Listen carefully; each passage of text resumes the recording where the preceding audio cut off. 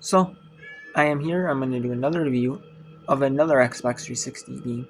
This is IHF Handball Challenge 14. This was released on the Xbox 360, and this was never released on this was never released for Xbox One. This was kind of in those periods, like when the Xbox 360 came out, was still out and popular. Like the Xbox One came out around that time, like late 2013, and then people were buying it for like Christmas gifts, for people, the Xbox One, or they'd buy it for themselves, because they wanted to try out the new console. But then some people, there's always those people that, might not buy the console right away, And so it's kind of in those periods where, like, they still release, like, developers still release, like, new games on, like, the previous console version. Like there's a bunch of games that are released on the 360 and the Xbox One. They're both released on the 360 and the One. A lot of developers did that. Primarily to capitalize on people who have an Xbox 360 and don't want to upgrade to the One quite yet, but still want to enjoy some of it.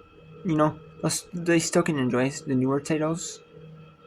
And then the people who have an Xbox One can get like the better graphics, stuff like that, like the next gen features, like the Xbox One next gen features, and that, so kind of like that, or some of these developers might have already released the games on Xbox 360, or not already, like some of them already did release like the sports games. They released them for the Xbox 360, and then when the Xbox One came out, they like re-released them on the Xbox One. Some of them, like the stuff like that, as like launch titles. Some of them they might have had them already on the 360, and they re-released as launch titles. Or some of them, some games were just on the Xbox One, from launch, were launch titles. A lot of the first-party games, like the Xbox first-party games, they're released at launch, But then, this was one of, or some of these developers, might have already had games that were in development for the Xbox 360,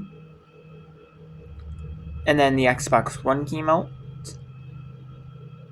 So then they ended up just deciding to release the version for Xbox 360 because they didn't have an Xbox One version like planned, or didn't know, what I mean, or they started development before the Xbox One was announced, publicly. So kind of like one of those things. But and it's like a handball game. It's just where you have a handball around. It's just like a sports game where you have a handball and you pass it around. And then you have like a time limit, like passive time limit, where you have to shoot in up to the ref's discretion.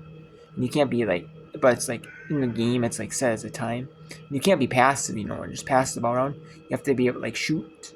You just can't like hold the ball around, keep holding the ball around. It's a fun game. I really like it. It's not a bad game. Do I think it's the best game out there? No. But do I like it? Yeah. I don't mind playing handball, You know what I mean? It's one of those that is released physically, but I got it digitally on the Xbox 360 because I'd never seen it. I don't know. It might not be even like a physical copy here in the United States, at least from what I've seen. It might be like pointless. Like it's a kind of like like those older titles, like they released like Just Dance on the 360. Like they released a bunch of them, and they released them on the one. But like the 360 versions, people are starting to wane off the 360.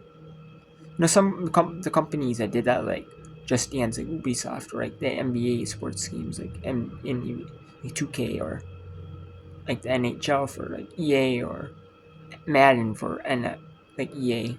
What they did is they released them on the 360, but then they also released them on the one, try to get both market shares in, and then they realized, oh, well, it's kind of starting to die down on the 360. The sales aren't where do we like it on the 360?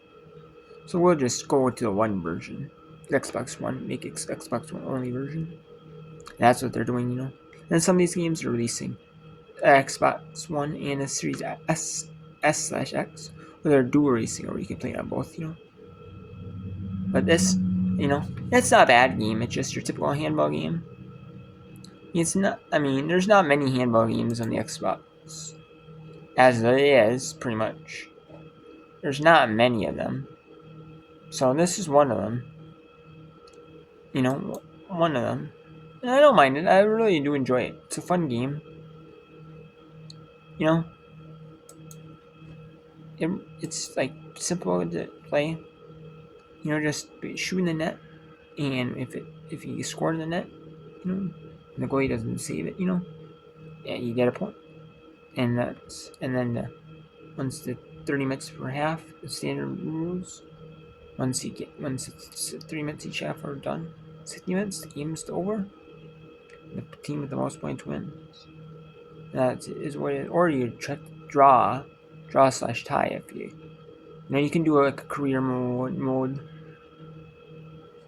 With your own player, which I really like. It's a really enjoyable game. It's not like the world's best game out there, but it's like sports game. It's not like a kiddish, cartoonish sports game, but it's not like your your UFC or your boxing or your ones that are like more like they actually have like like real like players in their game. They just kind of have like the team names, or like modified team names or something like that, or like from, because handball is not popular in the United States. It's more like overseas, like Europe, and that is popular handball. But I don't mind it.